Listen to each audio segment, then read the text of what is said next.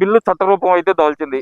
ఒక అమరావతి ప్రాంత రైతుగా మీ అభిప్రాయాలు ఏంటంటారు? నేను గత 9 సంవత్సరాల నుంచి ఈ దీక్షలో ఇదే కండవ శుభకార్యానికి వెళ్ళినా, కీడు కార్యక్రమానికి వెళ్ళినా ఇది లేనిది నేను ఎక్కడికి అడుగేయలేదు. ఇలా గర్వంగా చెప్తున్నా, సాధించారు ఆడపడుచులు, అమరావతి ఆడపడుచులు అయితేమి, ఆంధ్ర రాష్ట్ర ప్రజలైతేనేమి మూకొమ్మడిగా సాధించిన విజయం ఇది. ఆయాల ఉమ్మడి రాష్ట్రం నుంచి విడిపోవటానికి, మన ఆంధ్ర రాష్ట్రం ఏర్పడడానికి పొట్టి శ్రీరామరావు ఏ దీక్షతో ఈ రాష్ట్రాన్ని సంపాదించాడో అదే దీక్షతోటి రైతు ప్రజలు, కూలీలు, బడుగు బలైన వర్గాలు అందరు కలిసి ఇలా ఆంధ్ర రాష్ట్రానికి రాజధాని సాధించుకున్నారంటే ఇందుట్లో గొప్ప విషయం ఏంటంటే చిన్న పాట రూపంలో తెలుతా. తెలుగు జాతి మనది, నిండుగా వెలుగు జాతి మనది, తెలంగాణ మనది, అమరావతి మనదిరా అని చెప్పాడు మహాకవి. దాన్నే రుజువు చేశారు మన ఆంధ్ర రాష్ట్ర ఎంపీలు. రాజ్యసభలో వేరే 2 సభల్లో కూడా, పార్లమెంట్ లోను రాజ్యసభలో కూడాను తెలుగు మాట్లాడి, తెలుగు ఖ్యాతి వినిపించి,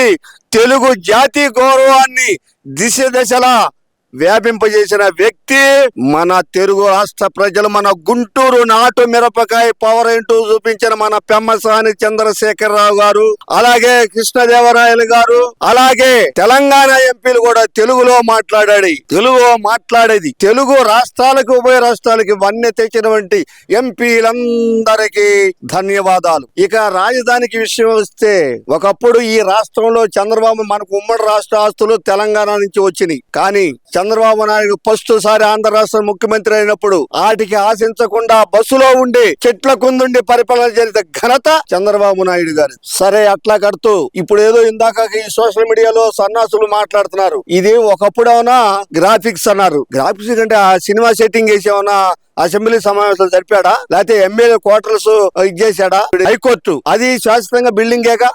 ఆ బిల్డింగ్ ఏంటంటే కొత్తగా ఇంక వేరే బిల్డింగ్ కట్టుకుందాకా ఇక్కడ శాసనసభ జరగాలని శాసనసభ ఏర్పాటు చేశాడు. అది తాత్కాలికమే అన్నాడు. అది వైఎస్ఆర్సీపీ వాళ్ళు కట్టిన పన్ను డబ్బులు కాదుగా, రాష్ట్ర ప్రజలు మొత్తం ఒకవేళ కట్టాడనుకో చంద్రబాబు నాయుడు గారు, అది రాష్ట్ర ప్రజలంతా మీద అందరి మీద పడిద్దిగా. ఈ వైఎస్ఆర్సీపీ పార్టీ వాళ్ళ మీదే పడతగా. అన్ని పార్టీలు ఉన్నాయి, అన్ని కులాలు ఉన్నాయి, అందరూ దాంట్లో భాగస్వామ్యులే. అది ఒకవేళ దాన్ని వేరే దానికి ఉపయోగిస్తాడు. అంతేగాని ఈ రకంగా తప్పుడు ప్రచారాలు చేసి రాష్ట్రంలో అమరావతిలో రోడ్లు మట్టి తోలుకెళ్లారు, బుడమేరు కట్ట మట్టి తోలుకెళ్లారు. చివరికి 5 సంవత్సరాలు గంపాడ మట్టి వేయలేని మాజీ ముఖ్యమంత్రి వర్యులు ఇప్పుడు మళ్ళీ ఏదో 3 మొక్కల మచిలీపట్నం అంటున్నాడు. గెలిచిన దాకా 30,000 ఎకరాలు చాలిపోతే ఇంకో 10,000 ఎకరాలు చూసుకోవాలి, నేను తాడేపల్లిలో ఇల్లు కట్టుకుంటున్నాను, రాజధాని ఇక్కడే ఉండాలని బళ్ళ గుద్దిన ప్రతిపక్ష నాయకుడు జగన్మోహన్ రెడ్డి గారు. అదే జగన్మోహన్ రెడ్డి గారు ముఖ్యమంత్రి 150 సీట్లు ఇచ్చిన తర్వాత, ప్రమాణ స్వీకారం చేసిన తర్వాత మాట తిప్పను మడిని తిప్పను అనే డైలాగులు చెప్తూ ఏం చెప్పాడండి?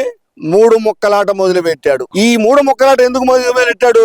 విజయసాయి రెడ్డికి, పెద్దిరెడ్డి రామచంద్రారెడ్డికి, జగన్మోహన్ రెడ్డికి విశాఖపట్నంలో కావాల్సిన భూములు ఆ ఋషికొండ ఆక్రమించుకోవడానికి 3 ముక్కలాట మొదలు పెట్టాడు. అక్కడ చిత్తూరు జిల్లాలో, తిరుపతిలో చిత్తూరు జిల్లాలో రామచంద్రారెడ్డి గారు కొండ ప్రాంతంలో భూములన్నీ 1000 కోట్ల ఆస్తులు వారు ఆక్రమించుకున్నారు. ఇక్కడనో జగన్మోహన్ రెడ్డి గారు ప్యాలెస్ కట్టి ప్యాలెస్ ఆక్రమించడానికి యుద్ధం చేశాడు. ఇన్ని అరాజకాలు చేస్తూ 3 ముక్కలాటేది జగన్మోహన్ రెడ్డి.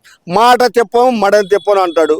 అసలు మాట తప్పింది ఎవరు, మడని తిప్పింది ఎవరు నాకు అర్థం కావట్లా. సరే, కుంభకోణాలు చూస్తే సారాయి కుంభకోణాలైనా, మట్టి కుంభకోణాలైనా, ఇవాళ ఎంత మంది ఐఏఎస్ ఆ శ్రీలక్ష్మి ఒకసారి జైలుకి పోసింది, మళ్ళా 7 పదవులు తీసుకుని దేనికి సంతకం పెట్టి వచ్చింది. దేంట్లోనే ఉన్నాడే ఏదో ఉద్యోగస్తులు అంటూనే దేంట్లోనే పెట్టింది. మరి పక్కకు పోయింది. ఇప్పుడు సునీల్ గారిని ఐఏఎస్ ఆఫీసర్లు వాళ్ళు అరెస్ట్ అయ్యి కోర్టుల చుట్టూ జైలు చుట్టూ తిరిగి వస్తున్నారు.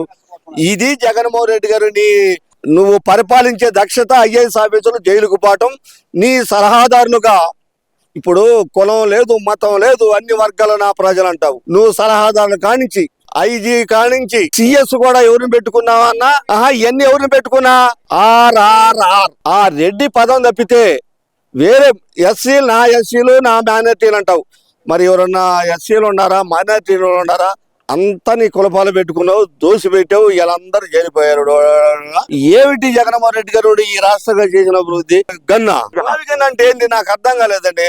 మచిలీపట్నం, విజయవాడ, గుంటూరు కలపాలంటాడు. మచిలీపట్నం మళ్ళీ ఇప్పుడు ఎందుకు తీసుకొచ్చా మాకేం అర్థం కావట్లా. ఇక్కడ రాజధాని అంటే 33 ఎకరాలు ఎందుకు, ఇన్ని కోట్లు ఎందుకు అని అంటున్నావు. మౌలిక వసతులు లేవు అంటున్నావు. మౌలిక వసతులు ఏర్పాటు చేసినప్పుడు నువ్వు అధికారంలోకి వచ్చిన తర్వాత నువ్వు ఏం చేసి ఆ మౌలిక వసతులు రోడ్లు మొత్తం నీ తోలికెళ్లారు. బుడమేరు కాలం మట్టి కూడా తోలికి వచ్చారు కదా సన్నాసులు. నువ్వు ఏం చేసా? ఈయన వాటర్ పైపులు నొక్కెళ్ళారు. సరే, రాజధానికి ఇచ్చిన భూములు రైతులకు కౌలుని ఇచ్చావు. నువ్వు కౌలు ఇలా అడవి కంప పెంచావు. నువ్వు ప్రయాణం చేస్తుంటే నీ బస్సుకి ఈయన తాడేపల్లి కూడా నుంచి బయలుదేరాడు అనుకోండి, రోడ్ల మీద చెట్లన్నీ నరుగుతాడు. వ్యాపార సంస్థల పరదాలు కట్టి మోస్తాడు. ఈయన వెళ్తుంటే అది అవసరమా? ఇప్పుడు ఆ మాట అంటున్నారు. ఒక సంవత్సరం రాగితే జనాల్లో వస్తాను, జనాలతో పాటు కలిసి వాకింగ్ చేస్తాను, నేను నడుస్తాను అంటున్నాడుగా. నడుస్తాడు. ఎందుకంటే దురదగాలు ఉన్నప్పుడు పాదయాత్ర చేయొచ్చు. నువ్వు చేసావు. కానీ ప్రజల కొరకు, ప్రజల కొరకు, ప్రజల చేత, ప్రజలచే ఎన్నుకబడప్పుడు నువ్వు నిజంగా ప్రజల కోసం అయితే ఇప్పుడున్న ప్రభుత్వం తప్పులు చేస్తుంటే ఆ తప్పును శాసనసభలో వచ్చి ఏలెత్తి చూపించలేని దమ్ము, ధైర్యం లేని నువ్వు పాదయాత్ర చేస్తావు. ప్రజలకి నేను ఇది చేస్తానని హామీ ఇవ్వగలవు. ఇచ్చిన హామీలు నువ్వు పైన గత 5 సంవత్సరాలు ఏం నిలబెట్టుకున్నావని ప్రజలు అడిగితే నువ్వు సమాధానం చెప్పగలవు. మాట తప్పని మడమ తిప్పని నేత జగన్మోహన్ రెడ్డి. అయ్యా, ఇది ఇని బోరు కట్టి మా కుక్క కూడా ఇంటికాడ కూడా బోరు వేసేది అన్నానికి. ఇది అట్టుంది, డబ్బు సంపాదన కోసం అరటం తప్పితే వీళ్ళు ప్రజల మీద మమకారం లేనే లేదు. నిజంగా ఈయనకి మమకారం ఉంటే మాస్క్ అడిగినందుకు రాట సుధాకర్ చెప్పాడుగా.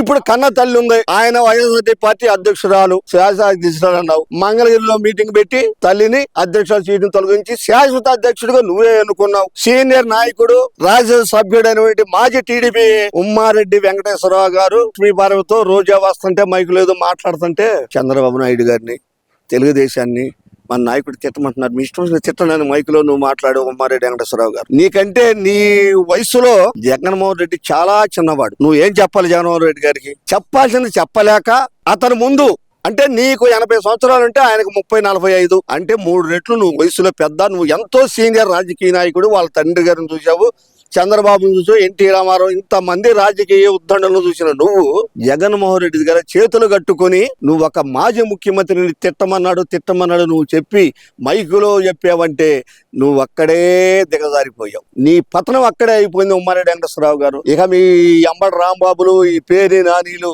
ఈ ముద్రగడ్డ పద్మనాభం వీళ్ళంతా ఏంటంటే కులాన్ని రెచ్చగొట్టుకుని ఆ కులం ఓట్లతో కొన్నాళ్ళు మీ ఆటలు సాగిని. ఈ సాగబట్టే దాన్ని ప్రయోగించాలని చూస్తున్నారు ప్రతిసారి. నేను వస్తే మారుస్తా అంటున్నాడు మరి అమరావతిని. ఏం మారుస్తాడు? ఇప్పుడు ఈయన వచ్చే అమరావతి రాజ్యాంగం చేసినంత మాత్రాన రాజ్యాంగం మార్చకూడదా అనే ప్రశ్న వేస్తున్న జగన్మోహన్ రెడ్డి గారు, మీరు 5 సంవత్సరాలు ముఖ్యమంత్రిగా ఉన్నప్పుడు అంబేద్కర్ రాజ్యాంగాన్ని ఎందుకు మార్చలేకపోయారు? అది మార్చి ఎమ్మెల్సీ అనంతబాబు కారు డ్రైవర్ చంపినప్పుడు, కారు డ్రైవర్ చేసినప్పుడు అతను ఎస్సీ వర్గమేగా, మరి నా ఎస్సీలు, నా బీసీలు, నా మార్చేలు అని చెప్పి ఊతగొట్టు కొడతావే, అతని మీద ఏం చర్య తీసుకున్నావు? కనీసం ఎమ్మెల్సీ కన్నా రాజీనామా చేపించావంటాయా జగన్మోహన్ రెడ్డి గారు? ఏది నమ్మి నిన్ను ప్రజలు నువ్వు పాదయాత్ర కాదు, నువ్వు గజయాత్ర చెయ్యి, నువ్వు పానకం పోయి. నీకు రాజకీయ జీవిత చరిత్ర నిన్న పార్లమెంటులో గాని రాజ్యసభలో గాని జరిగిన ఈ అమరావతి చట్టసభ బిల్లుకు యావత్ భారతదేశంలోని ఎంపీలను అన్ని పార్టీలు మద్దతు ఇచ్చిన కాకిగా మిగిలిన పార్టీ వైఎస్ఆర్సీపీ పార్టీ. అలాగే భవిష్యత్తులో కూడా ప్రజలందరూ ఒకటే మనం చేస్తున్నా. ఇలా హైదరాబాద్ ఇంత అభివృద్ధి చెందంటే దినదినాభివృద్ధి చెందింది.